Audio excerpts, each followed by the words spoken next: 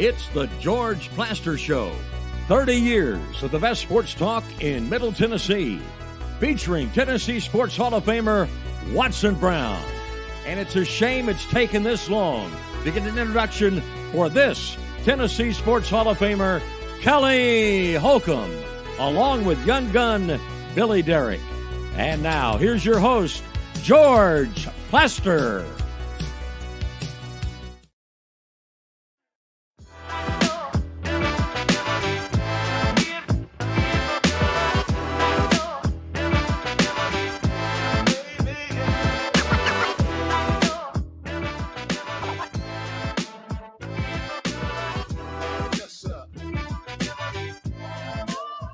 Hello again, everybody. Welcome in. It is a beautiful Tuesday. Couldn't be much better in February, so knock on wood about the weather.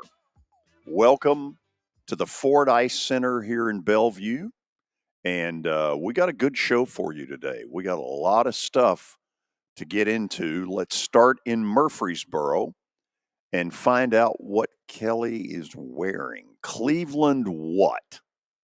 International Records. Really?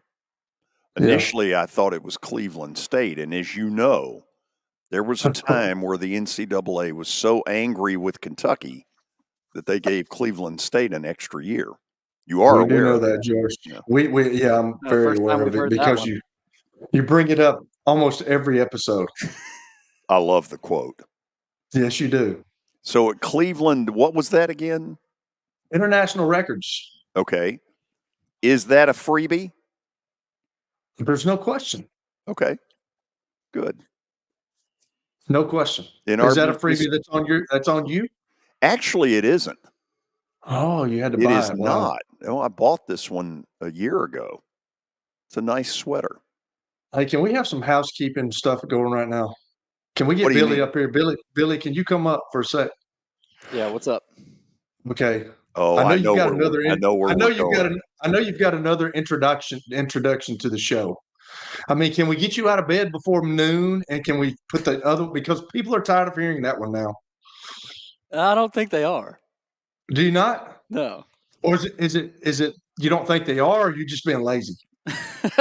I do have the other one. I can put it in at your request, Kelly. I mean, let's go. I mean, come on. I mean, it's been there a month now. I like it. I certainly appreciate it. But let's move on. Let's grow up and move on. Okay, I'm glad we've put the lack of Kelly in the open, over ourselves. That issue is yes. We've put that to bed. Kelly, let me ask you a question, because yes, sir. Truthfully, on the air, I've never complained about anything. Billy, truthfully on the air, you have not. Almost 100% of the complaints come through Kelly. Is it possible he needs to look in the mirror? Could be. It's possible. It's possible. Yeah. But I'm one of those guys that bring up the evidence that people are scared to say something. You know what I'm saying? I'm that guy. Mm-hmm. Oh, yes. I just spit it out there. Mm-hmm. Everybody's thinking it, but they're scared to say it. Well, I'm the guy that says it. Right. No, I'll give credit. I'll give Kelly credit for that. Yeah, no question. Yeah.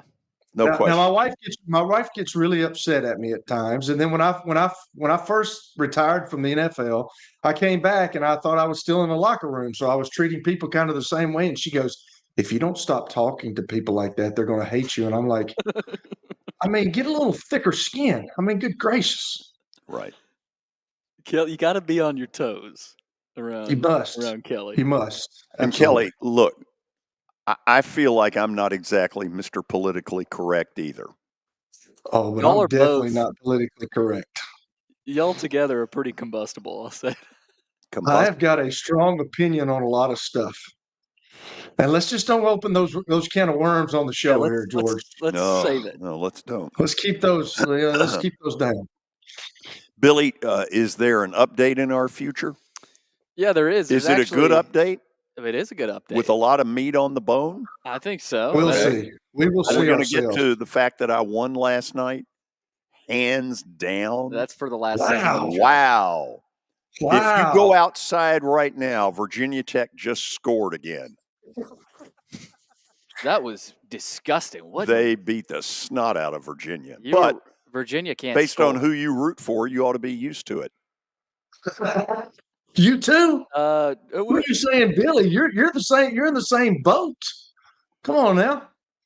Yeah, You're that was Vanderbilt. unnecessary, George. It was a good cheap shot. Go ahead. That was a low blow. All right, the College Football Playoff Board of Managers, whatever that means. Why don't we just call them a committee? Board I of don't know. Managers. What the hell does that mean? Who knows? Board of Managers. I'm having a Board of Managers meeting. I went to Vanderbilt. They have unanimously approved a model that'll guarantee the 5 highest ranked conference champions inclusion in the expanded 12-team field this fall, along with the next 7 highest ranked teams. So that is the official. We hadn't gotten official word on it yet. I think that's what everybody thought it was going to be. But the 5 highest ranked conference champs and then the 7 highest ranked teams. Hold on. Let's think this through for a minute. So if the SEC has a murky year, now look, I don't believe this argument, but I'm going to put it out there. If the SEC has a murky year where the conference champion has 3 losses, then what? Well, it's a conference champ. But so they're going. Yeah. So they're going. No, that doesn't necessarily mean they're one of the top 5 highest ranked. If they got 3 losses, they could be ranked 18th in the country. Yeah, but they're a conference champ, and they've already said they're taking conference champs, right? Read that again. The 5 highest ranked conference champions. Highest ranked? Yeah, but by what? If they're 24th and they still win the conference, they're going. I mean, that's what I'm getting. Not that. I don't think that's what that means. I don't know what else it could mean. Highest ranked. Conference champ. You're forgetting the conference champ. No, I'm not forgetting it. Could the Mountain West have a freaky year where Boise State, undefeated Boise State, is ranked ahead of a 3-loss SEC champion? I'm just asking the question because what I'm interpreting is different than the gibberish you all are interpreting. They're interpreting wrong, obviously. Could be. Wouldn't be the first time. You're just in a mood right now to fight. That's what you're trying to do. No, I'm not. That's not it at all. Go on. It's a conference champ. So conference champ. That's not what it said. It said the highest ranked. But they're still a conference champ. And how many conferences are there, George? Well, there are 11. How many Power 5 conferences are there? It didn't say that. You didn't say that. Well, you're going to get those George, in. This is the 12-team playoff. They're not. This is not. You think they're going to let an NAIA team in? That's a conference champ. No. I mean, I don't think that. You're making this too hard. Perhaps. Yes. But I'm I do know what you were saying with the Mountain West. No, right? But you didn't want to know what I was saying. Don't side with him now, Billy. Stand firm. You're bringing up a scenario that would never happen. How do you know it wouldn't happen? What Mountain West team is going to be ranked higher than an SEC champion? If Boise State's undefeated, let's just take that scenario, and your SEC champion, because they're playing this brutal schedule, has 3 losses. Help me. Nah, it ain't happening. George, that ain't going to happen. Hey, that's the problem. Get out of here, George. Beat it. Yeah, whatever, Francis. George, moving. You should bring that up with the Board of Managers. See, who are the Board of Managers? Do we know any of them? Is Brian Snitker one of them? He's a manager. We got pretty darn good one at that. Till they play the Phillies. That's true. Yeah. Hey, I'm gonna tell him that when I see him. Yeah. We got an NFL piece. Patriots Matthew Slater has retired from the NFL after 16 seasons. He said, "I've given all that I possibly can to respect and honor the game, though it's time for my relationship with the game to evolve. The love I have for it will last a lifetime." He's a guy that I had forgotten. Did he play much the last year or two. I feel like he was hurt a lot.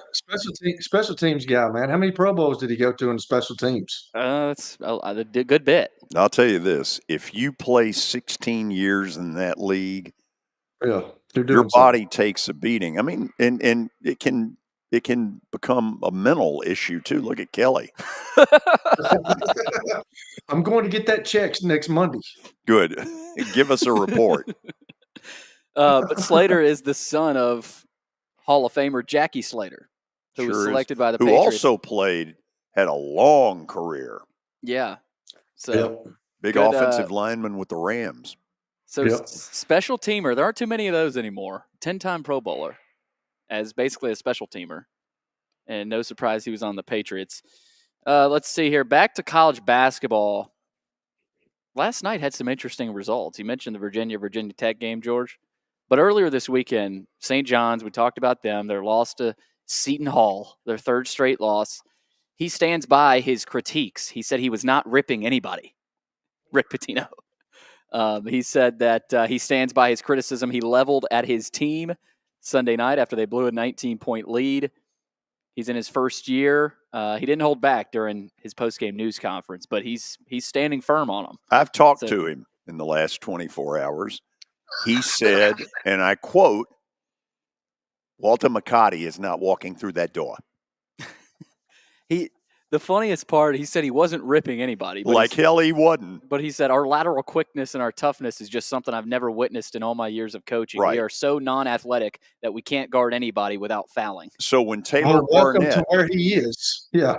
When Taylor Barnette comes on, we're going to ask the question, okay, when a coach does that, and that locker room knows it, then what? That's tough. Exactly. You're going to see some. Because I'll guarantee you in the dorm room, when he's not around, there's some disgruntled employees, that's for sure. They're having some discussion. Well, it's wild. They started the season 12-4. So St. John's was, they were playing pretty well. Now there were high hopes. Yeah, they got deep into the conference schedule, and they kind of got caught up with the grind. Feels like the same thing has happened with Memphis. Penny Hardaway is on thin ice. Oh, I think down there. I think that one has gotten ugly. Is he really? Yes. Oh, they have lost. They blew a huge lead against South Florida. Mm-hmm. Am I right? Did they lose to Rice? Yes, they did. They lost to Rice. SMU just beat the dog crap out of them Sunday on national TV. And 2 nights earlier, North Texas, double-digit loss. The people in Memphis are pissed because they have put their heart and soul behind him. And after the game, he was talking about how he's got some players that have quit. I think some of these coaches need to look in the mirror and say, hey, you're the guy that brought these kids in. And if they're not performing, that's ultimately on you. I'm seeing too many coaches, especially in college basketball, say this guy wasn't giving effort or there's a few guys that have quit. Well, it's your job to figure that out. And I also think it's your job to keep that in-house. Exactly. Right. Okay. That doesn't get out. Because if a player walked in and said, okay, fine, he said that. Now let me say a couple of things. He sucks as a coach. Right. He gives us an offense that doesn't work. If a player did that, oh my God. Isn't that one of the things, guys, where, Penny Hardaway's Memphis's, son? Fair-haired boy. Isn't that one of the detriments of going back to like your alma mater where you were kind of worshipped there by everybody, you were loved, and then you go back and now all they remember is that bad taste in their mouth about you coaching and you couldn't do it. Isn't that something that you have to think about? I'll say this. I am shocked at how bad they are. Wow. Me too. That's all I got. Wow. I got a few other little notes. Gino Auriemma topped Coach K for second all-time in NCAA wins last night. So there's a little note, but we got a lot to get to with Tony. We do. And we will do that after the break. Tony Basilio, Knoxville sports talk show host extraordinaire. This is going to be spicy, I promise. It was the most horrible experience that any mother could ever go through. I knew that I needed to get help. My friend, she immediately said, you need to call Bart Durham. And you guys were there within an hour.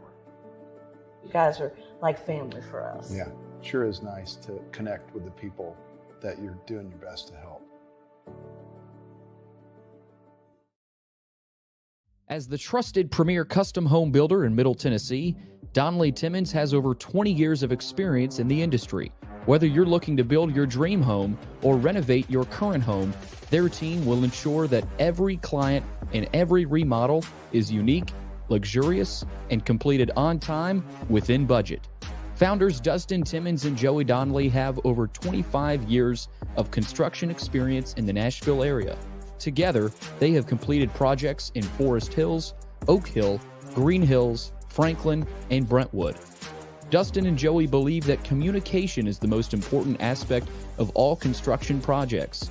Therefore, they personally manage each project themselves and are involved in job site activities on a daily basis.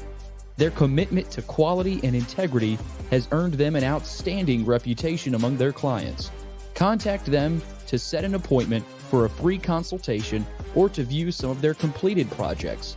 Give them a call at 615-456-7983 or log on to DonnellyTimmons.com. I'm Watson Brown. I'm Kelly Holcomb. I'm Billy Derrick. We're the George Plaster Show. We've been Nashville's best sports talk for the last 30 years. And you know what? We still are. Catch us live weekdays from 2 to 4 p.m. Central Time in Nashville on YouTube, Twitter, and Facebook. Also, the podcast version is available on Spotify and Apple Podcasts. Looking for more than just awards and trophies? Southern Trophy House is your one-stop solution. For over 60 years, their team has created lasting impressions with a personalized touch. From embroidery to screen-printed apparel to corporate awards, signs, and name badges, they have everything you need to keep your brand shining bright. With their knowledgeable customer service team, you can relax as they create, produce, pack, and ship merchandise and awards on time and on budget. That includes etched crystal awards, custom-cut acrylic name badges, embroidered Richardson ball caps, banners, screen-printed T-shirts, laser-engraved Yeti cups, and knives. Recognize your hard-working team from Southern Trophy House, where they do their best to help you recognize your best. Located at 2705 Nolensville Pike in Nashville, give them a holler, 615-256-7295. Visit southerntrophy.com. Southern Trophy House, for all your personalization and recognition needs.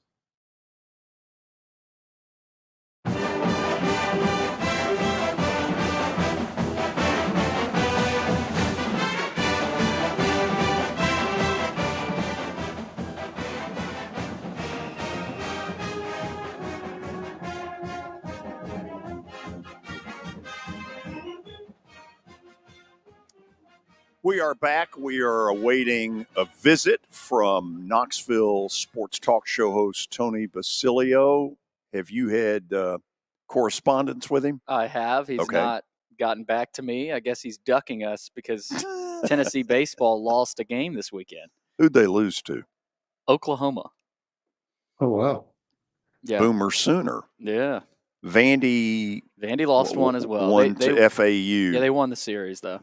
You do wonder early in the season, do the teams, how much of an advantage do the warm weather teams I think a have? lot. I was talking to about that with somebody last week, and FAU came up to Vandy to play them, and they've been training in 80, 90 degree weather.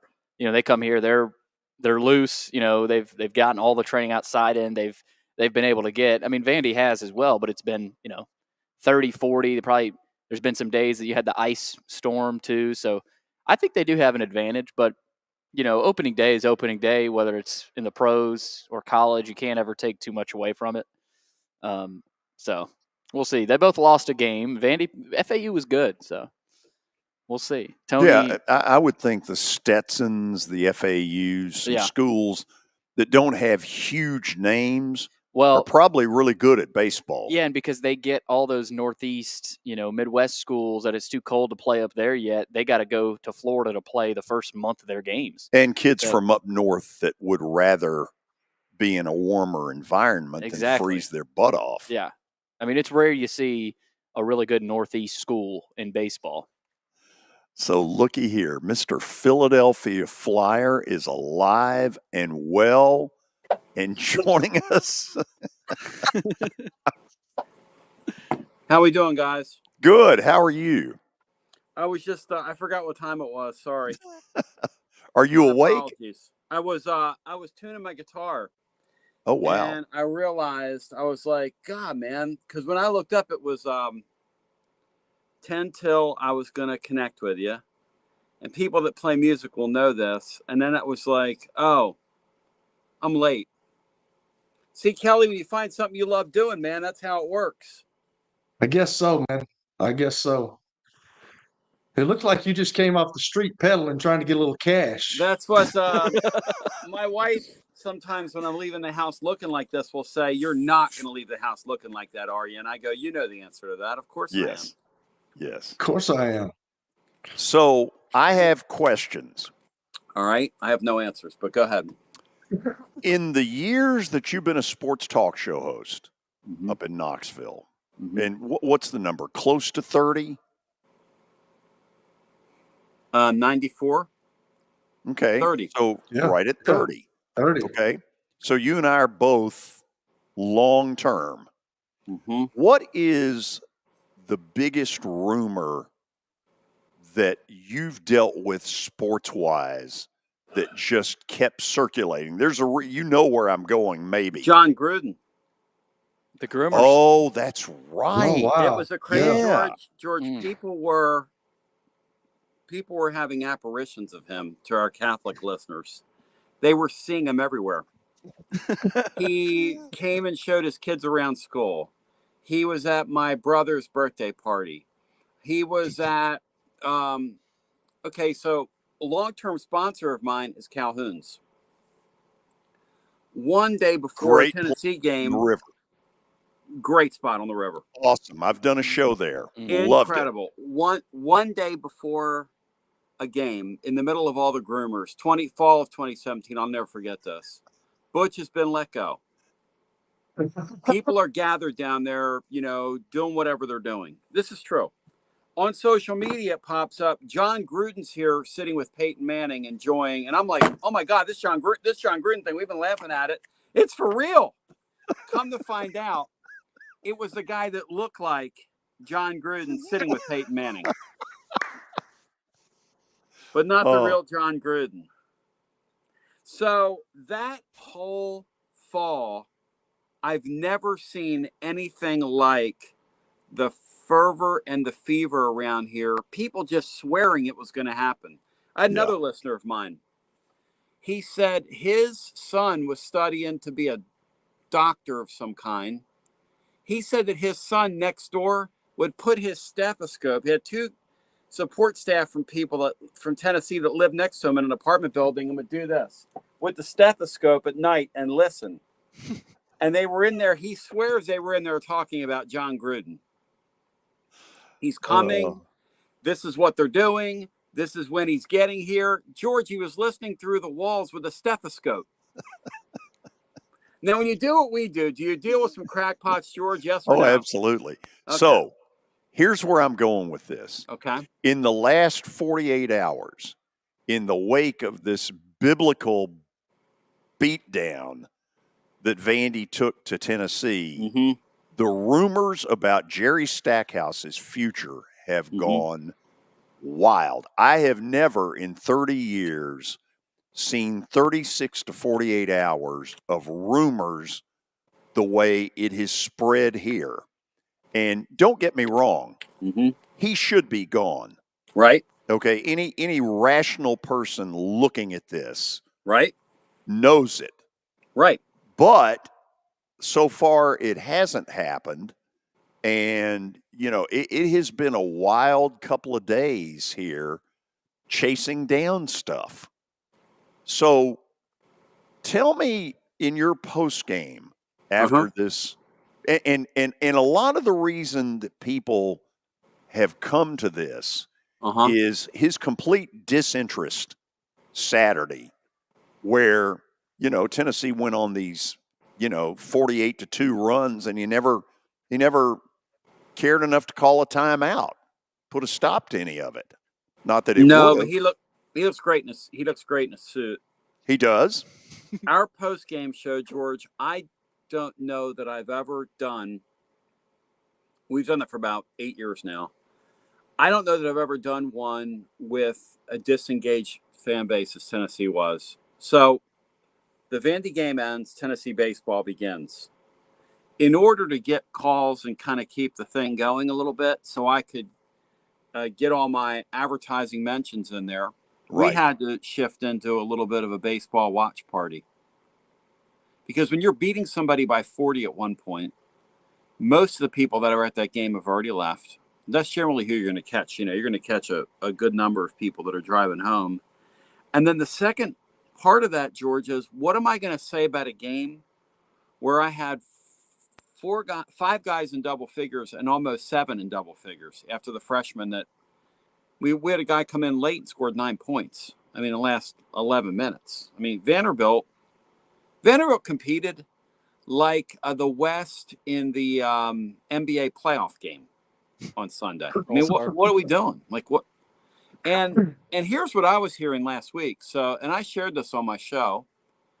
I heard last week that he was telling his buddies in the coaching profession, because one thing that we do this long enough, you've got friends here, friends there, friends everywhere that are doing that. And they all talk to each other. That's exactly right. And they tell you things. A lot of times you can learn things from them that you won't learn from somebody else just by listening, Tony, have you heard Stackhouse has talked that AD down there or over there into keeping him? That was the scuttlebutt going into this game. He was telling his friends in the coaching profession, I'm coming back here next year. I have them convinced that if I just get a little NIL elbow grease behind me, things are going to work out. The only problem, George, is that you and I both know the guy's had an opportunity to do that if he would have wanted to in the last couple of years, but he hasn't asked anybody for help. How are you going to get help when you're not asked for help? I mean, I'm going to be okay, Jerry, so you want to keep your job. Okay, why weren't you calling on these people before to help you? You could do that in the NIL space. There are people out there you could call on. But you and I both know, and Billy knows, he wasn't calling on anybody. He wasn't asking for help. So how can I help somebody that doesn't think they need help? And then all of a sudden, well, I'm going to go get players. I'm offended by Jerry Stackhouse because I like the Tennessee Vandy series. And this year it wasn't a series. I don't know what it was. It was like a sideshow almost. That was a disgrace Saturday night. A disgrace to Southeastern Conference sports. It just was. Right. This narrative that's being put out there right now, because you're right, this is the narrative that's being put out is that he hasn't had the opportunity to get NIL money, and that's bull crap. He's had. I mean, we didn't just learn about NIL 2 months ago. This has been a 2.5 year process, right? And they have a former player base that is huge, a lot like Tennessee does, of people. One of your greatest ones just passed away, Billy Justice, who lived here, and I knew Billy for years. Well, Vandy's got that same deal, but the former players don't know him, and now they don't like him, and they're pissed that this program is being put in this position. And I'm going to continue to say what I've been saying.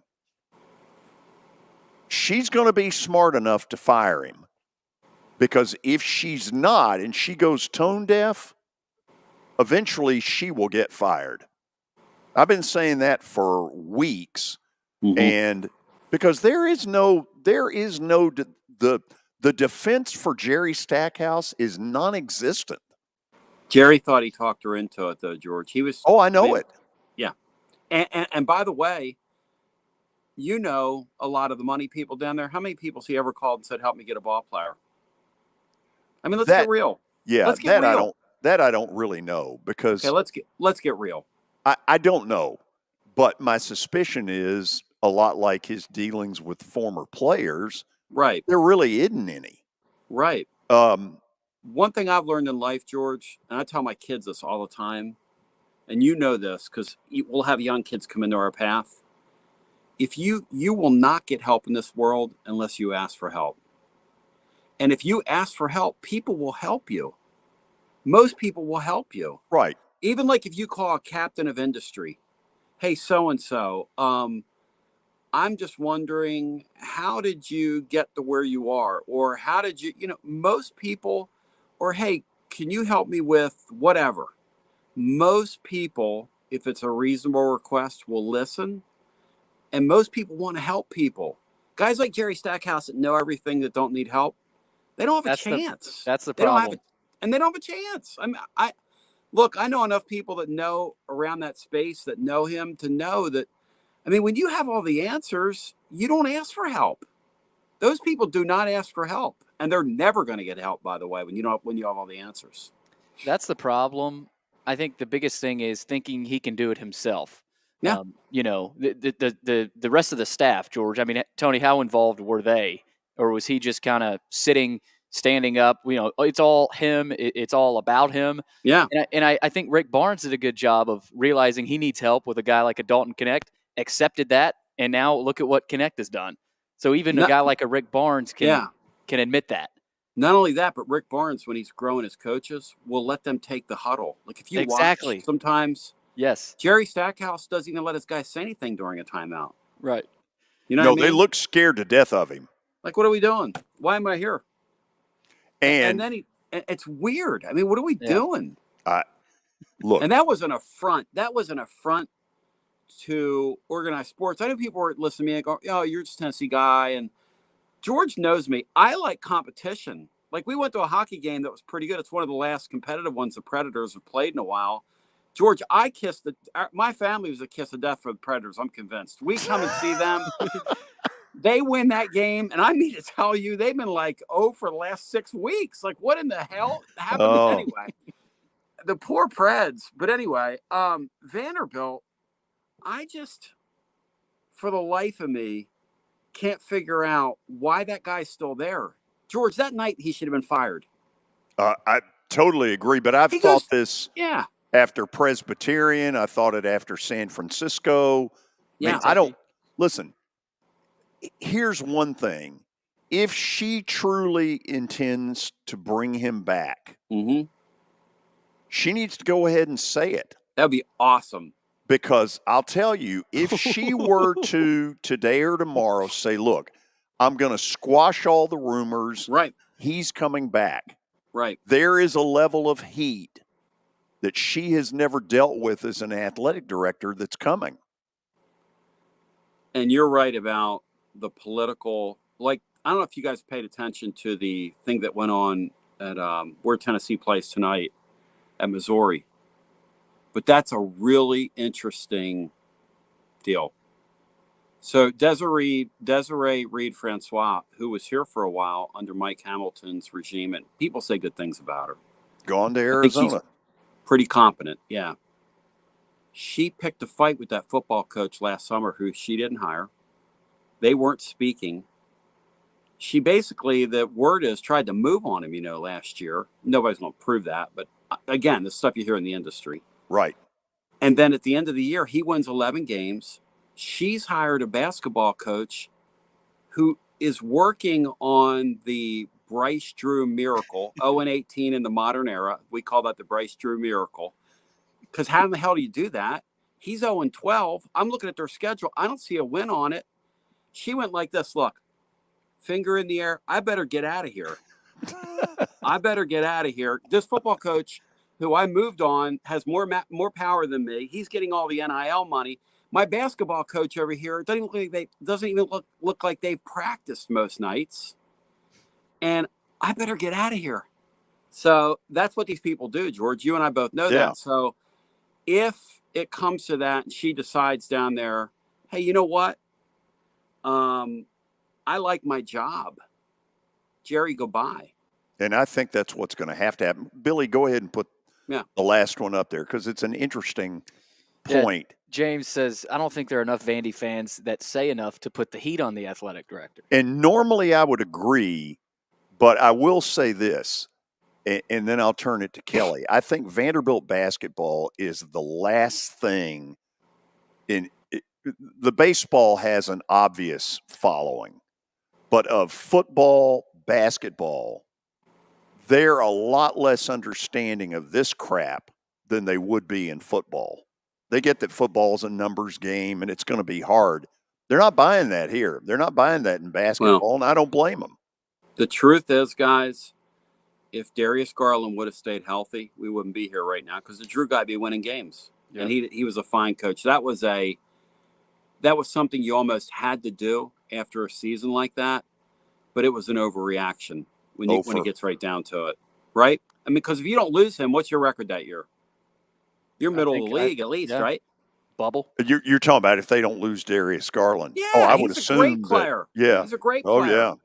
You have him for a year, and look, you and I both know Mark, and Mark got to know him through Mark Griffin, who got to know him through the Keon Johnson recruitment, and said he was a great guy, smart guy, intelligent guy, was going to win their guy. And they just they had to do it. And I understand that.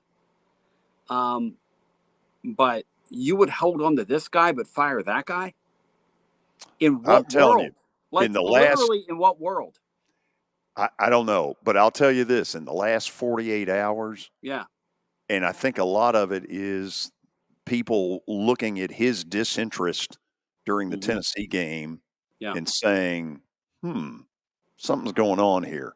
Kelly, say hello to Tony.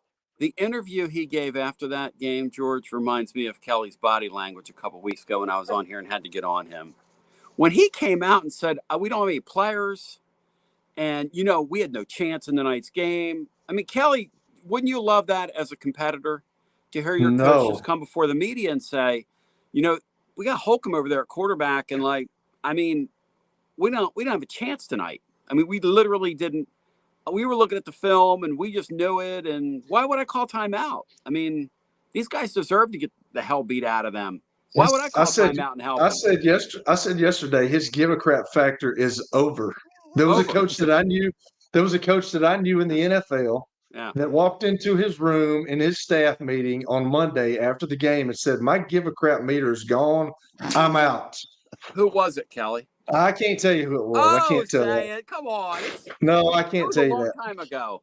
I know. I can't tell you that. And you know what? Here's the thing, too. If George and Billy would step up and give more than $50 to the collective, maybe they could get something done at Vandy. You know what I'm saying? Kelly, we're in the wrong industry. Kelly, thank you for sharing that. That was very touching. Do you have? Tell me you have. I mean, can we go to anything other than Vanderbilt basketball? Or is that what we're sticking with today? This is going to sound a lot like when Jack Nicholson got on the witness stand. Tell me these are not the questions you have for Tony. Tell me that there's more to it than toothbrushes and deodorant. Do you have something else for Tony? Come on, Kelly. Not really. No, I was just enthralled in all this Vanderbilt talk. Vanderbilt. I went to Vanderbilt. Okay. I did, Tony, barely. Barely. I was listening the other night to the game, and Jay Billis was talking about Rick Barnes, and he was talking. This endeared me more to him because I've heard so many things about him. He's got a something in his pocket where he pulls out, and it's something about the Lord, the Scripture, or something like that. Yeah. And he kind of puts everything in there. But where does he lie in the history of UT basketball coaches? I mean, is he at the top? Boy, it's a great question. He's done literally everything but win in March. Yeah. And at the end of the day, he's in a sport that is judged by March. Right. And, he's got a couple Sweet 16 appearances in 9 years now. Tennessee's been to the Sweet 16, which blows my mind, 7 times since 2005. So the next step is winning in March for him. Right. And he's got a team to do it. And he's got a team that's a really good mix of, you got the newcomer and connect, you got the guys that have been here, you have a couple freshmen, younger guys that could help you in a pinch. They go 9 or 10 deep. They've got credible players at every position, so they're not going to put people out there and hide them. They've been hammering people lately. I mean, they went to Rupp Arena and, kind of blew that team out a couple weeks ago. So that's the next piece. For him to be viewed as the best coach to ever coach here, he's got to win in March. He hasn't won enough in March yet for that to be the case. Some of his critics here term him, I don't think it's fair, but they term him as regular season Rick. Yeah. What he's done is raise the level of Tennessee basketball to the point where they are literally, when you look at his accomplishments since he's been here, they're elite. I mean, they're top 5 in the game, top 6, top 7 in most things. The one piece that's missing is winning in March. And I don't know. It's kind of like being a Tennessee basketball fan to me is like watching the Atlanta Braves. And I'm not saying that to George because, but I look at the Braves, right? And I go, okay, you win 103 games or 104 games, and then you lose to the Phillies. How? I mean, and then the Vols, last year, you've got this stacked and packed team. You're flying down the stretch. You're beating people. And you lose in New York to a Florida Atlantic? I mean, it doesn't seem possible. The year before, you lost to a Michigan team who that's their highlight. They won like 7 games this year. Last year, they were terrible. They're getting ready to fire their coach. Rick Barnes lost in the Sweet 16 to Purdue. The Painter guy the last couple of years can't get out of the first round.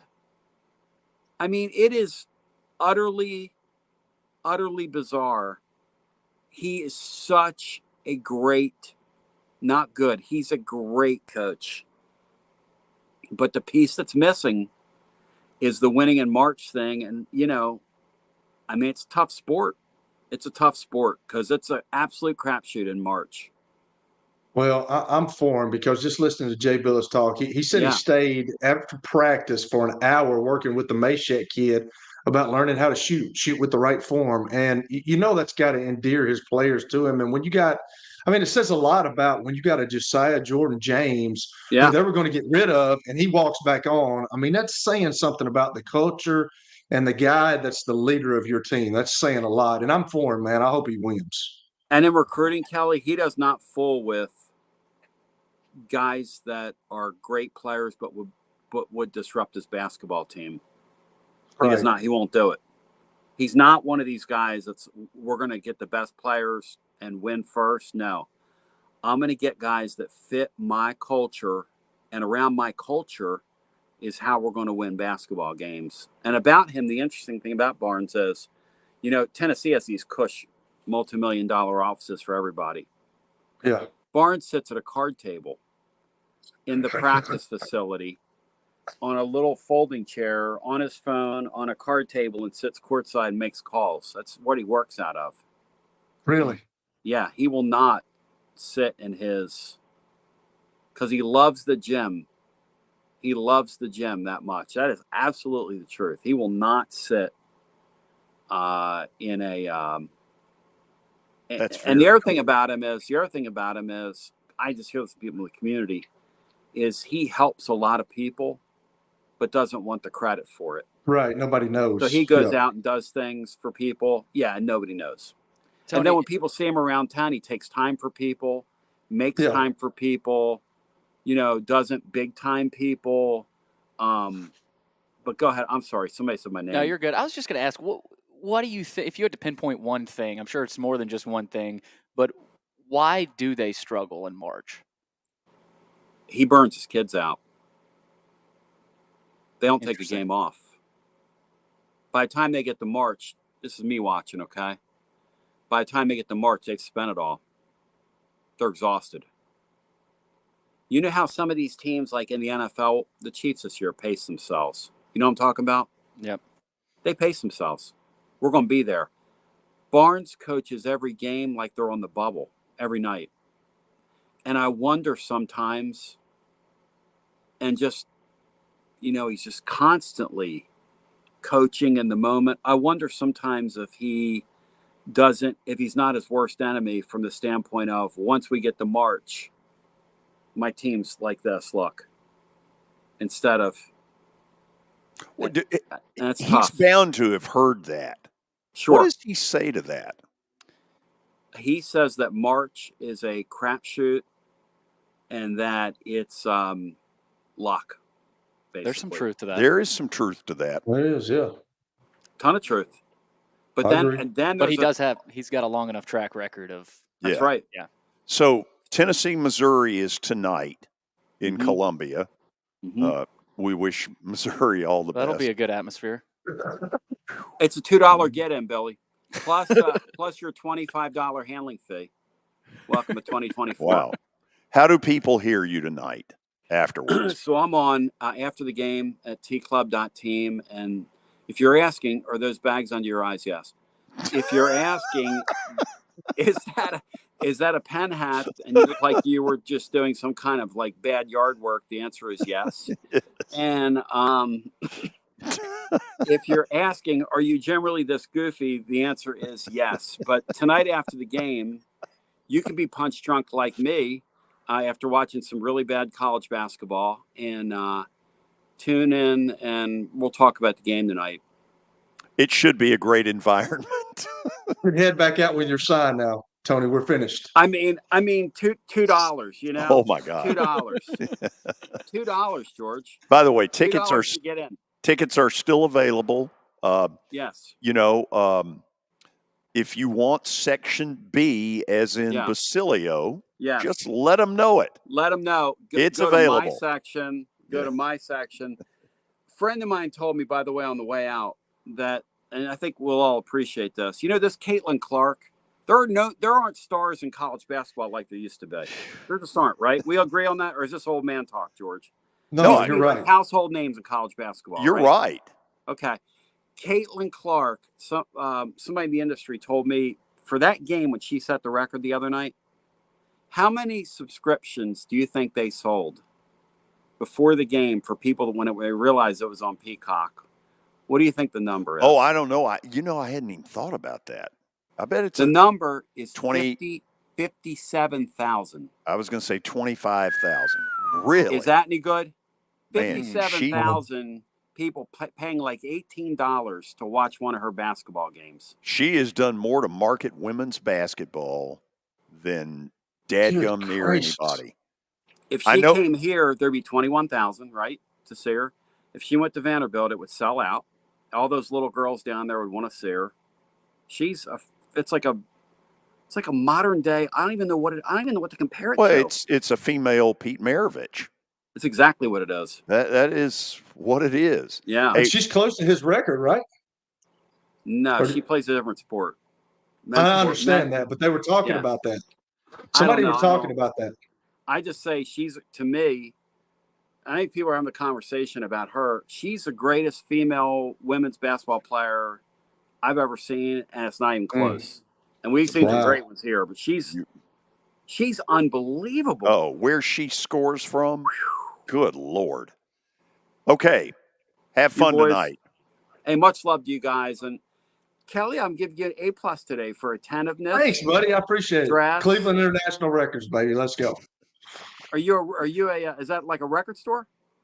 It's a company that one of my friends owns. Used to. I don't even know if it's still going. It was a freebie, and I wanted to say too, when I went to Philly, I had to go to Penn to get a physical. So I've been to Penn before. Very interesting part of town, isn't it, Kelly? It is very much so. Philly's just an interesting place. You better darn toot and believe it is. Well, guys, thanks. Have a great day. See you, Tony. Oh man. Okay, we'll go to the break. Let's see what else. Eventually, we'll get to stat of the day. Then Taylor Barnette will join us. Plenty more coming. Thanks for being with us. Hit After Hit has become the baseball store in Tennessee. They have over 1,000 different models of gloves and over 1,500 wood bats. They also have several Iron Mike pitching machines as well as a Hit Tracks machine. If they don't have it, you probably don't need it.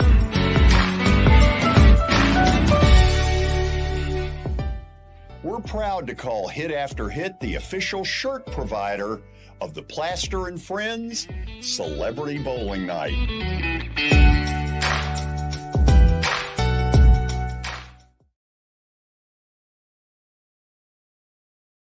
Forget the fact that Sir Speedy Music City is owned by my BGA classmate James Warren.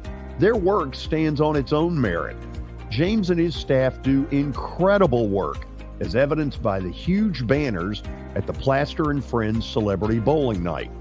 If you're looking for quality to help your marketing and business communications, and you want it at a reasonable price, these are your folks.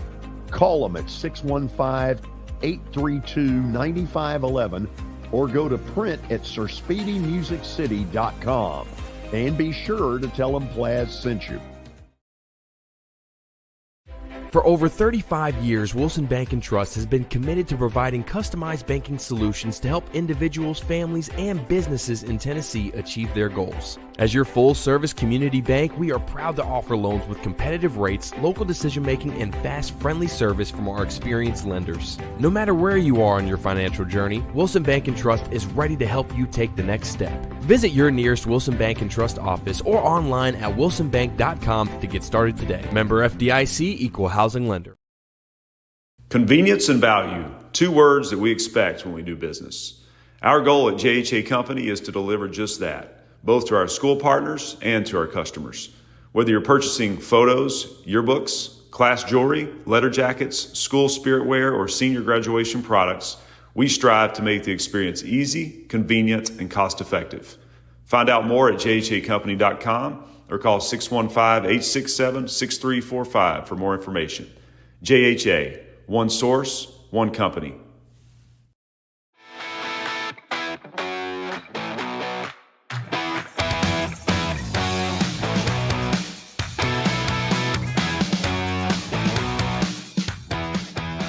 So, Kelly, I want to throw this out there because you're the one that's played sports. When you hear the deal on Rick Barnes that that they are burned out by March, and let me say this, I believe there's truth to that. Yeah. As a coach, how do you get her? I mean, is it you let up on practice later in the year? What all would you say to somebody who says, okay, how do you do that? I think that has a little bit to do with it, George. I don't think you could be that taskmaster that you were at the beginning of the year trying to get everybody in shape. When you get to the end of the year, I mean, it's all about trying to keep guys healthy, trying to keep them safe, and it's playing games. So you can't really do that, but you want to try to do that in practice. But I don't know. And I think you have to take a long look at yourself in the mirror sometimes and think and I'm sure he's done this, why can we not get past? We're so good during the regular season. Why can we not get past, the Sweet 16 or to the Final Four or to the national championship game? There's got to be a reason because we've got the players, we've got the pieces. And a lot of times, George, is assistant coaches know. But if you don't have they're not going to tell you because their jobs are on the line. It's former players who can give you the answer. That's correct, man. You would like to think that your assistants would be honest and truthful with you, but when it comes down to it, they're not going to tell you something like that. Like you may ask, like Rick Barnes may ask, but I'm not going to be the one to throw that out there and say, yeah, you're just not going to do that. And that's where that lies at. I mean, I've been in situations like that where I wanted to tell the coach, but he's the coach. I mean, it's his deal. His name's on the head of it, and he's at the top. And Man, that's a hard deal for assistant coach to do. But yeah, I think you have to take a long look at yourself sometimes and just say, why are we not getting there? And I like what Tony said. You look at Jerry Stackhouse and I think y'all are right. I mean, like there's no conversation looks like it's going on with his coaches. And then I've always said to myself, if you're a head coach, I want to hire people that are smarter than me that I will listen to. I'm not this end all be all guy that knows everything. I'm just not that guy. You have to have people that are smart underneath you because they're the ones that are in the position meetings. They're the ones with the players. I know you're the head guy and you got to, you bring character and you bring leadership to the deal, but like it's just something that you have to look to and you have to look at yourself. And I think he's a really good coach. Just some of the things that like the other night that I heard from Jay Billis and other people talk about it. I've had my son-in-law, he went up to watch him practice, and man, I enjoyed listening to that because I think he's a real guy. He's not a phony person. And You're talking about Rick Barnes. Yeah, absolutely. Yeah. I hope that he can get over the hump, man. And I would like to see him win it all. Well, he's got a team that at least is in the discussion. That's right. They can. In mid-February, they are definitely in the conversation. That's right. But all of a sudden, there's a door that got open for another one, and it wears blue. Oh, that's what I was going to say. Okay, Billy, we're going to do stat of the day, and then we'll bring Mr. Barnette in. Let's do it. Yes. John English, Antique Sports and Cards, brings us stat of the day. They're open during the week out in Shelbyville, Tuesday through Friday from noon to 5, and Saturdays from 10 a.m. to 5. Give them a call, 931-492-4304. And today, unfortunately, no graphic, but I do have the stat to get to. Pull this up here. We usually Is that $100? Is that $100, George? Is that a fine? I'd say it's 50. 50? Okay. 50. All right, listen closely. This is an NHL one. Oh, good Lord. Yesterday, Kirill Kaprizov and Joel Eriksson Ek both recorded 6 points in the Wild's 10-7 win against the Canucks. It is the first time since 1993 that two teammates recorded 6 or more points in the same game. Who were the last teammates to both record 6 points in a single game? Good luck, George. Really?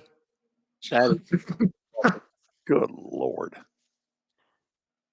Ovechkin and somebody. I don't know who. Well, think about some dynamic duos over the years. Mario Lemieux in Pittsburgh, and I don't know. I want to say Jaromir Jagr, but that's not right. Go ahead, reveal that we could be right. We could be here a while. It is Wayne Gretzky and Thomas Sandstrom. It was on the tip of my tongue. I was very close. That's up there for hardest. Mine too, Billy. Mine too. Very close to getting that one right. I'm sure. Wow, thanks, Matthew. That's awesome. You're an awesome guy, Matthew. Wow, ripping the hired help. Okay, let's check in on Taylor Barnette and figure out why he's wearing a.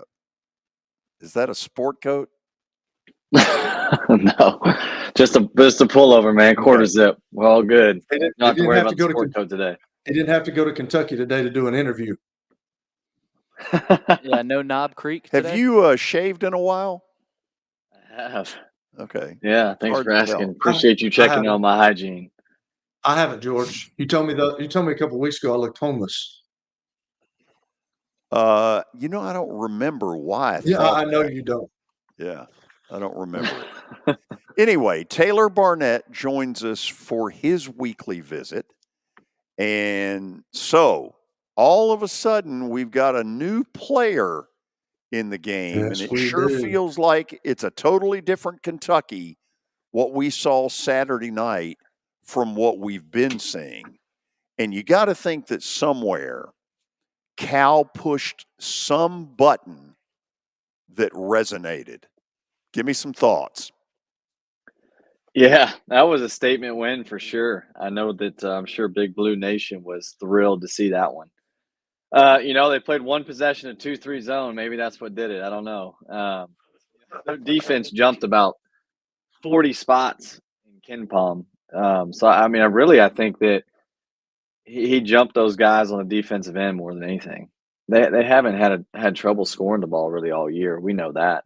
They've got dynamic scorers, dynamic playmakers. I think it's just a level of, hey, guys, we're getting down to it's almost tournament time. We cannot win a national championship, an SEC championship, without defending. Do you guys want that or not? And it's your decision. You can coach them up and motivate, but guys got to buy into the defensive end, and they did. To what they hold Auburn to 59 points at home. That's hard to do. The other thing, Auburn, for a team that has been so loosey-goosey under Bruce Pearl, looked really uptight. With each missed shot, there felt like, oh, crap, nothing's falling. Did you sense that? Yeah, it's a big game, and it looked a little bit like a little deer in the headlights moment, maybe. Definitely, it could be wild at times watching Auburn. It was the opposite against Kentucky. I think they're a little bit more reined in and maybe fearful of making a mistake, or trying to keep from losing instead of just playing to win, which they usually do play so free. So it'll be a good learning opportunity for Auburn heading into the SEC tournament. I still think they're a really good team. Billy, go back to the picture of Cal Saturday, because I'll guarantee you this came up on one of those shows. Coach Cal ain't wearing the blue. Did you notice that, Taylor? I did not. No. He kind of spruced it up a little. Yeah, there's a little blue in that sport coat, isn't Yeah, there? but he's been all year wearing nothing but blue on blue, and all of a sudden he came with something a little different. I kind of liked it. You think the change in the jacket had something to do in the change in the defensive end, or what? No, I don't think it had a damn thing to do with it. But let's get to the important issue of this, because now he can walk into a locker room and say, okay, guys, what you showed me Saturday was that there's something better in you than what you've been giving me. So now I expect the Saturday model to show up every night. Taylor, will it? That's a great question. Yeah, they definitely told on themselves, didn't they? They can defend in big moments. If you can defend Auburn at home, I think you can defend anybody. And no, you're right. The level of accountability just got raised. They just proved to him that they can defend at a really high level, and defense is desire. And they showed on Saturday night that they had a desire to play defense. And so the question becomes, like you just asked, can they do it night in and night out? Well, is the desire there? Do they really want to win? Because if they really want to win, then they're going to have to play defense. Everybody loves playing offense. Sure. Here's the other thing that kind of comes out of this, Taylor. I think it's something like 362 Division I teams now. There aren't 10 that could go into Auburn and win, and there aren't 3 or 4 that could go in and dominate. UConn might be one of those, but it's the way they did it. Auburn never came close to a rally. Yeah, Kentucky controlled that whole game. The tempo, everything. They had that game won early, it felt like. There's just sometimes there's that just feeling you're watching the game, you're like, yeah, they're going to win this game. And it felt like that way for Kentucky on Saturday night. Billy, do you have a picture of Coach Patino? I do. Let's put that up there. That should be next.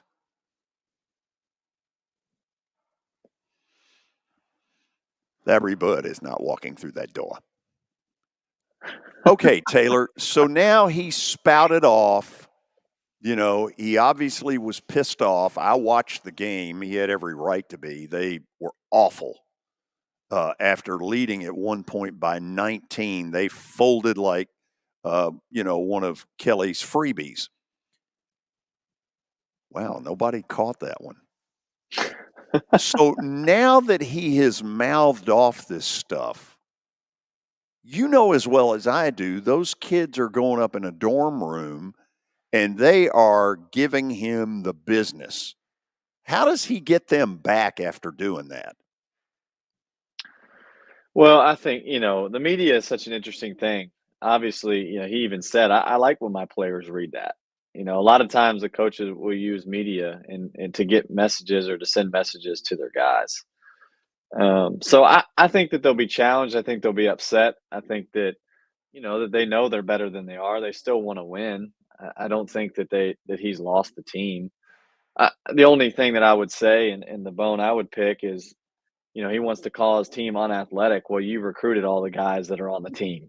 It's not like they were great athletes before, So I think there's a level of responsibility to take with that as well. You can't just blame the kids. But I do think there's a challenge in that message, and I think guys do respond to that. Some guys don't, but some guys do. I think those practices are really hard right now. I think he's going to have those guys playing really, really hard going into the Big East tournament, and I wouldn't be surprised if they make a little run. Okay, let me try this one out. There may or may not be a senior on that team. I don't really know the roster composition, although I know most of them are new. Is there a chance one of them walks into him this week and says, listen, you can think whatever the hell you want to think about us, but you do it in private. If you got something to say to us, you say it to us. Otherwise, I'm going in the next press conference and say you're a crappy coach. Hey, nothing surprises me these days. Who knows? Could that happen? Yeah. Yeah, but I mean, does a player not have a right to say to the coach, sure, you can be pissed off all you want, but you do it in private, just like we're going to do it in private? I think a player has a right to do that, if that's what he feels like he's inclined to do.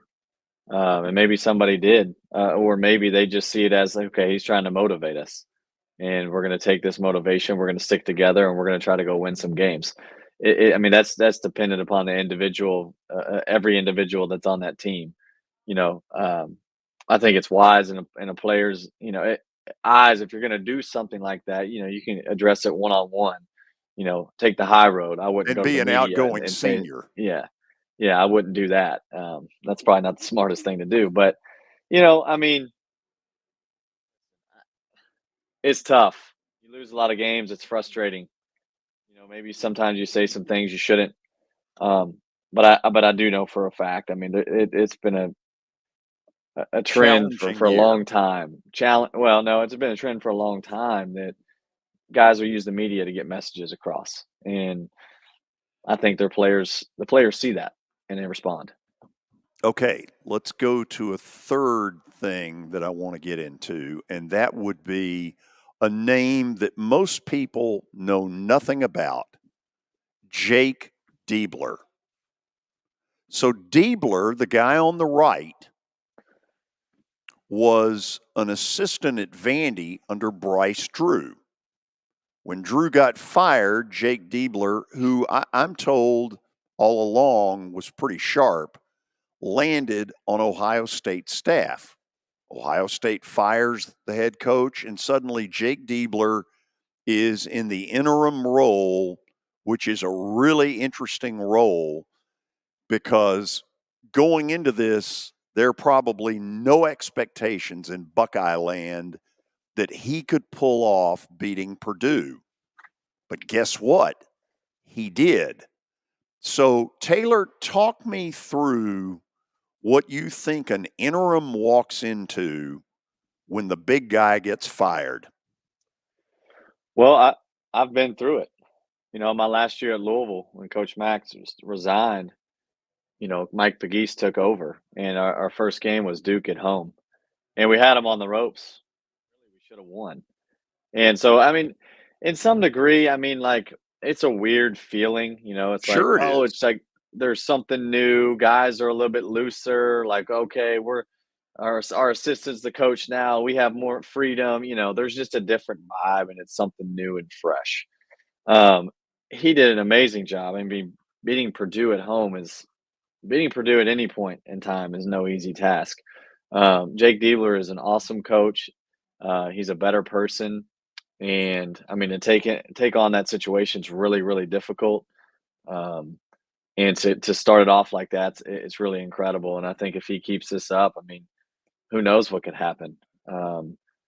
But I'm interested to see how it sustains over the next few games and see if those guys can string a few wins together. But really happy for Diebler. In your dealings, is that a one-game excitement, or does it have a chance to sustain to a higher level? I think it depends on the situation. You know, for us, it was a roller coaster ride at Louisville when that happened. I'm not saying that that's every situation. It could be totally different at Ohio State under Jake Diebler. I don't know. I think more so in anything else, it's less about the coaches. It's more about the players. When you're in a situation where maybe you're not even a bubble team at the moment, and you're trying to make the NCAA tournament, can the locker room stick together? Can those guys still play for one another and want to win and want to fight and want to show up every day and give it everything they got, even when maybe things aren't going the way they thought they would or think they should? But the early returns they stuck together pretty darn impressive. No doubt. No doubt. It was pretty cool to watch. Okay, Kelly, tell me you've got good stuff for Taylor. Give us your Jack Nicholson impression again. He did this earlier, Taylor. Tell us that you have more than just toiletries and deodorant.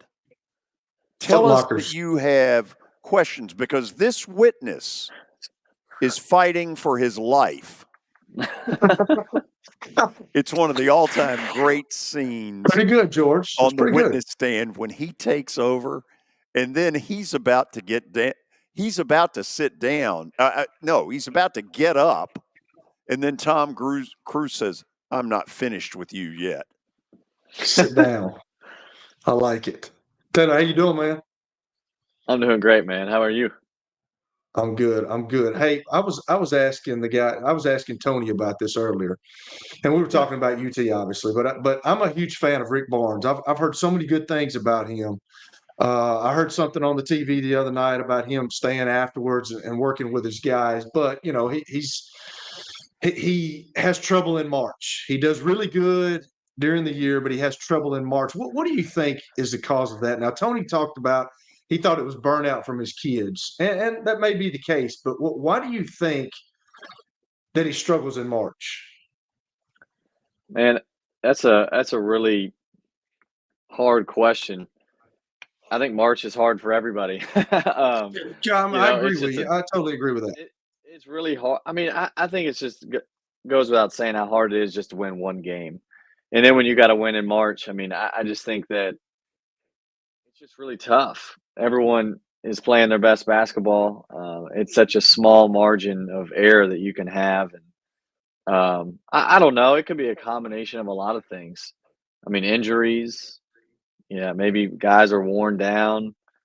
I don't buy that one as much just because, I mean, man, there's no better time to play than in March, you know.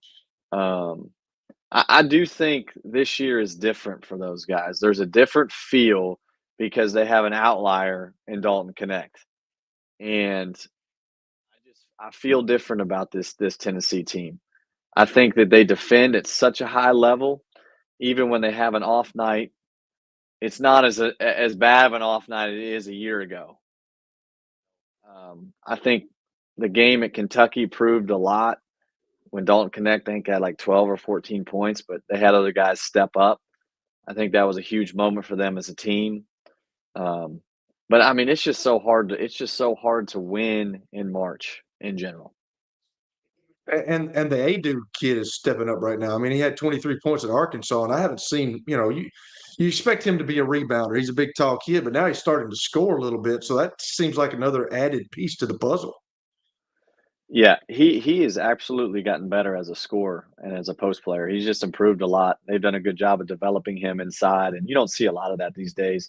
And he's a massive human being. I mean, I think I went to that game at Vandy. I mean, he like took off from it felt like the foul line and got on the rim. And, he provides a lot of offensive rebounding, rim protection. I mean, he's gotten so much better. he's a piece that you need in order to win. The first part of our show was all about Vanderbilt, man. So let's get your thoughts on the game the other day with the UT Vanderbilt game. I mean, I told George, because he's always talking about the physical talent of the Vanderbilt kids. I mean, they got two really good point guards, but then after that, and I think it kind of showed the other day where they're lacking in talent in the SEC right now. Yeah, I think that I don't disagree. I think that they do have talent. I think they got some really good players, and I think those guys are giving it everything they got. I think that was a tough situation. I think that they were up, I think eight on Tennessee at home at halftime, and I think Rick Barnes was like, "If you guys, if you guys think that's going to happen again, like I got something else for you." And I think he had his guys fired up and ready to go. I mean, and proved that who was for real better. Yeah, that's a hard place to play, in-state rival. Tennessee's really good. I think those Vandy guys are giving it all they got. Ezra Mannion is a warrior. I was happy to see him hit a game winner the other night. I was excited for him. They've battled some injuries and been banged up a little bit, but that's a tough situation to be in. Tennessee's I give a lot of credit to Tennessee. They're just really good. I know you don't like answering this question, but Billy's put these pictures of Jerry Stackhouse up, man. You're the AD. What do you do? I have no idea. I'm not the AD, so I can't answer that. I don't know what his buyout is. I don't know the situation. I don't like to play the what if game, man. I mean, that's out of my control. I do think that Jerry Stackhouse can really coach. I think he has really good X's and O's as a basketball guy. I like watching what he has to run. It's hard. It's hard to win one game. The SEC is really hard this year. It's a tough situation to be in right now if you're those guys, and you've had some injuries. You had some guys leave. So it's a different era of college basketball. Does my last deal here? Does UConn go back to back? You think? Man, this is the first time in a while where I've wanted to see both. I think are the best two teams in the country, UConn and Houston, play for a national championship. I usually want to see a Cinderella, in there, but yeah, man, I think that would be an all-out war. I think those guys at UConn, I think they've won 14 straight. They're 24-2. I think the last team to be 24-2 was one of those like 06, 07 Florida national championship teams. I think I watched Houston play Texas this weekend. Those guys play so hard. Jamal Shedd is one of my favorite players I've seen in college in a little while. I'd love to see those two teams go at it. I think they can absolutely repeat. They have all the pieces to the puzzle. Taylor, this is your daddy speaking. This is not Ross Boss. This is your daddy. Okay? Then I don't know who that is. Okay. UConn is better than Houston. Now, you're right about one thing. Houston plays really hard. And they get after you on the defensive end. I'm not as sure about their offensive skill level. I watched them last night against a really good, underrated Iowa State. And there's some times they don't hit the broadside of the barn, that it all begins after the missed shot. I personally don't think UConn's going to let them bully ball. I want to see that matchup too. Winner, UConn. Yeah, I mean, I 100% agree with you that UConn is a better offensive team. But I think Houston they're warriors out on the floor. Not saying UConn's not. They play really hard too, but I just would love to see those two things collide. Nobody plays harder than Houston. I think anybody that sees that will acknowledge that. I have questions about put the ball in the hole when you get to a neutral site and, people pucker up a little when few shots don't go in. And too much of Houston is relying on beating you up on the offensive boards, and I don't think UConn's going to let them do it. Yeah, UConn's definitely got size, and they're tough and they play hard.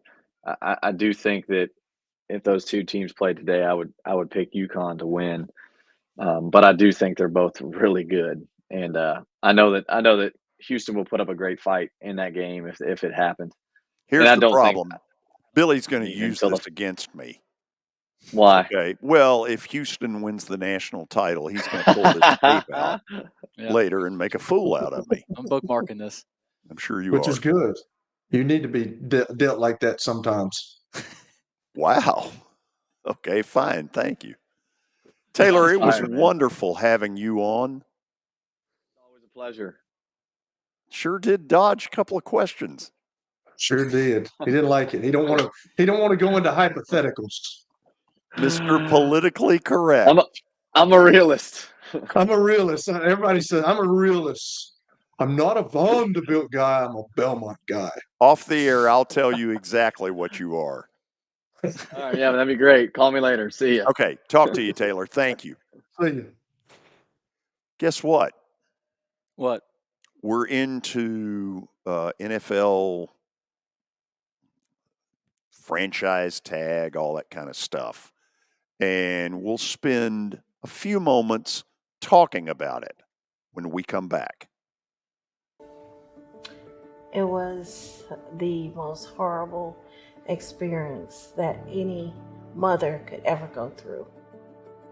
I knew that I needed to get help. My friend, she immediately said, you need to call Bart Durham. And you guys were there within an hour. You guys are like family for us. Yeah, sure is nice to connect with the people that you're doing your best to help.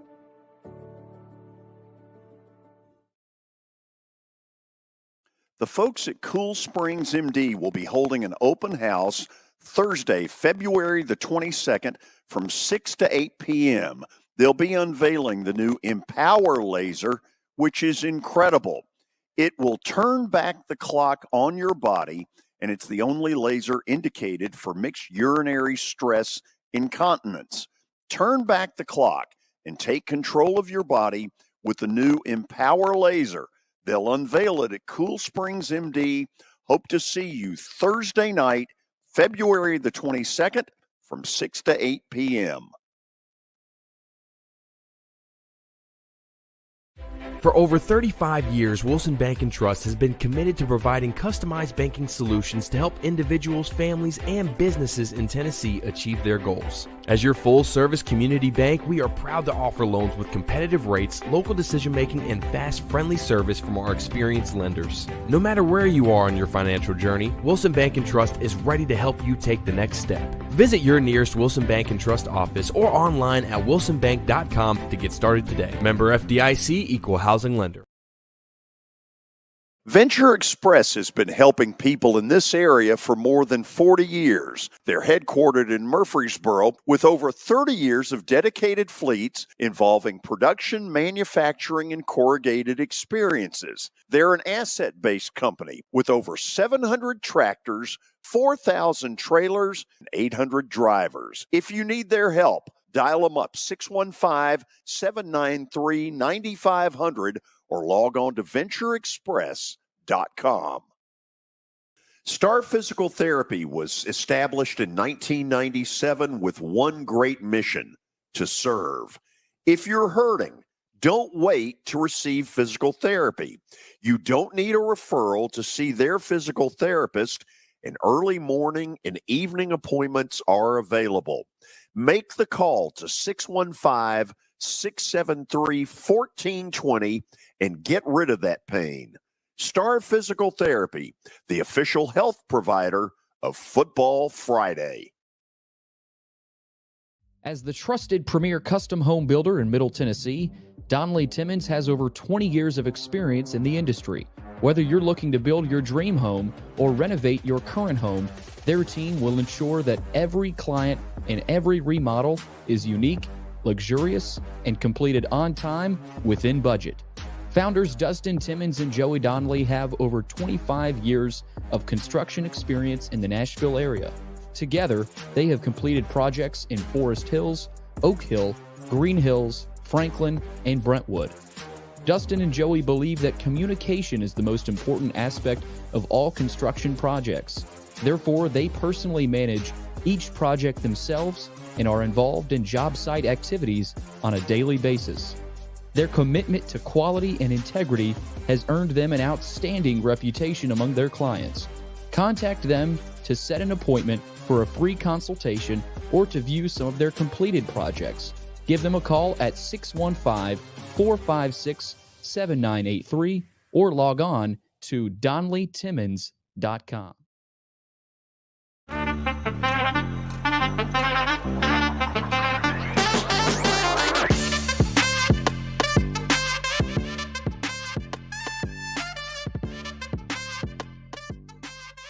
Kelly. Yes, sir. When I hear the word franchise tag, yeah, NFL players act like franchise tag is telling them to go to Siberia. Why do they feel that strongly about it? Because they're getting paid really well to get franchised. Well, first off, Kelly, for people that don't know, for people that don't have the entire definition of what a franchise tag is, what is it? Franchise tag means you make at your position in the top 5 contracts of the league. So you're getting paid. You're going to get paid. And franchise tag means they don't have to draw up another contract. They've still got you on under contract for one more year. Well, when you've got guys that come up for contract, you know, teams have to sit down and they have to evaluate in their staff meetings. Do we want to keep them or do we want to move on from them? So if you want to keep them and you don't want to pay them an extraordinarily amount of money for, you know, say 5 or 6 years, you could put the franchise tag on them. And I think it's in the top. I think at your position, I think it's the top 5 of the highest paid guys at your position. You're in the middle of that. Okay. So you're getting paid. And I never understood that either, George. I know some guys get disgruntled because maybe they wanted to move on. Maybe they had, I don't know, maybe there's a situation where the coach is leaving. But I never understood that either. Like, give me a franchise tag. I'll take it because I know that for 1 year, I'm going to get paid. Now, they don't want that because what if they get hurt and that's the last year? They want to go on and get in free agency and get as much money as they can. So that's why some guys have this sense of I don't want to be franchise tag because what happens if I go in and I get hurt or I don't play as well and then I'm not as worth as much? That's the reason. Okay, from afar, what this really feels like is that the NFL Players Association, which compared to baseball's union has the backbone of a chocolate eclair, didn't really have the backbone to fight and say, we're not giving you that. Because in baseball, when you get to your free agency year, when the season's over, you're free to go. But in the NFL, there's this little waiting game That's that true. It seems to me the Players Association allowed by their lack of backbone in collective bargaining. I cannot argue your point, George. I cannot. I don't know where you go from there. I'm like you. I mean, once your contract is over, let's don't have all these little maneuvers at the end of it where we can keep you. I mean, if you play good and you're up for free agency, well, now it's time for you to step up or I move on. And that's they've got that little leap year where they can say, well, we want to keep a T. Higgins in Cincinnati. And we don't want to pay him. We don't want to worry about that contract. So we're going to make it easy and we're going to franchise him to keep him. So, yeah, I can't argue that point that you're making. Now, am I right? The other thing that goes on is that the player then gets, is it the top 5 in, we'll make up wide receiver? Yes. I think that's what it was. Now I don't know, man. I've been out of the league so much that the little labels may have changed a little bit. The small print handwriting might have changed, but when I played, it was in the top 5 of your class. You're averaging what the top 5 is making at your position. So you're still making a lot of money, but I present the case that I just said. Like, if you go out and you have a bad year, well, then that free agency year kind of screwed you. Or if you go out and get hurt and you're not able to capitalize on what you did the 3 or 4 years earlier, that's why guys get upset. Is there somebody on the Titans worth franchising? If there is one, let me know because I wouldn't think so. What'd Who'd you say, say? Billy? I was going to say Jeff Simmons, but I don't know what he's still got. A few years left, right? 2 to 3. Yeah, On his. Didn't he just sign a new contract? Or did he? And I don't think that he's applicable for this argument. That's what I don't understand. Right. Applicable. Derrick Henry. I mean, you could do that. So I guess you could do that to Derrick Henry. You have to be in a spot where you have to be finished, right? With your contract, and then you're able to go to free. Okay, so let me just toss it this way. Yeah. Is there any reason that the Titans should franchise tag Derrick Henry? No, I wouldn't do that. Okay. Why would you do that? Tell me why. Tell me why you wouldn't. Because there's no collusion going on in the NFL. The running back is not as necessary as it used to be back in the Jim Brown, back in the Barry Sanders days. Everybody relied on the running back. It's just not that way anymore. So I would not franchise tag a running back. I would let him, like, if we want to sign him back, I mean, he can go out and test free agency. He may not get much money, and then he may want to come back to the Titans because the Titans say, hey, why don't you go out and test the market? And if you don't like it, you've got a home here, and then we can negotiate. I just wouldn't franchise tag or run. I just wouldn't do that. Okay, and I'm not saying I'm disagreeing with you. This is one where I've just tossed it out for conversation purposes. Now, here's what I really believe. I don't believe Derrick Henry's lost a step. Now, others might. I'm with you. Yeah, but I would claim well. that God couldn't have run behind this offensive line and gotten 1,500 yards. He may have lost a step, but what I see is he's never had a chance in the last year and a half. Now, this may absolutely not fit really what Brian Callahan wants to do. Correct. Yes. But I'll say this. I'm more toward trying to keep Derrick Henry unless he says to me, I want to go play for a winner.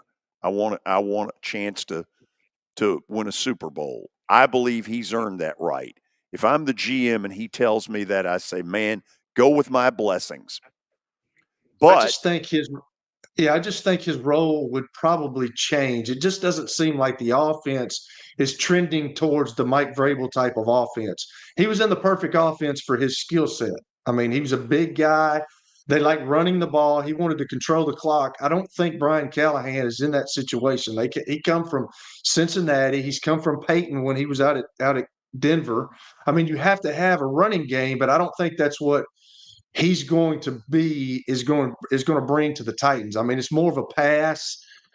They're going to control the clock, but pass first, and I think his role would diminish. That's just me. Is it possible though that pass first would help him?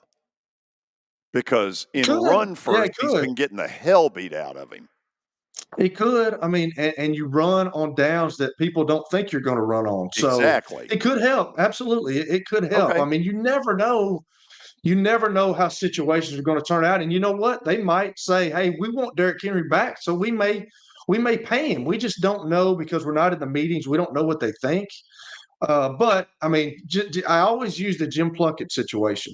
He went to New England when he first came out. He was not very good. Al Davis took a shot at him. He won Super Bowls with those guys. Everything is timing in life. Everything is a timing in that league. And if it's the right timing, I mean, he could have another breakout year. Who knows? I don't know that. But I'm like you. I don't think he's lost a step, George.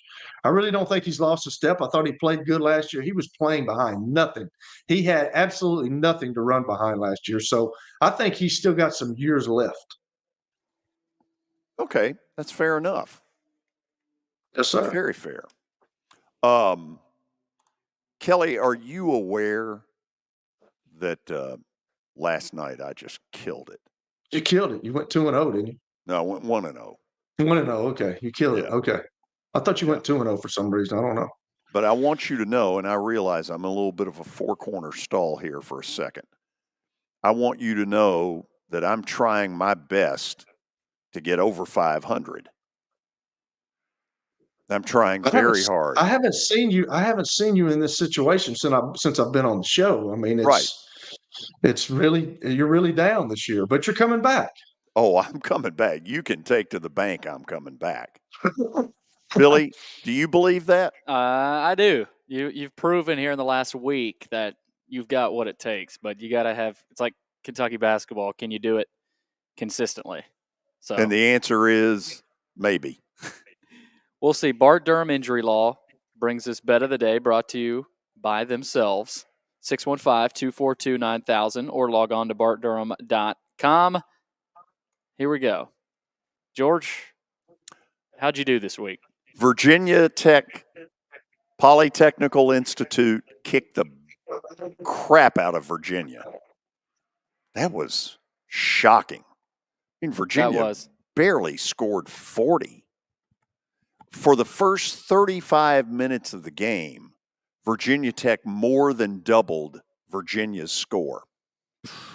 I tuned in. It was like 69-33. So I feel pretty good about that. Kelly, we have 3 plays tonight that are certain to make you money. Okay. All right. Let's hear them. What's happened is Tuesday night has become the heaviest night other than Saturday in college basketball. That is a big shift.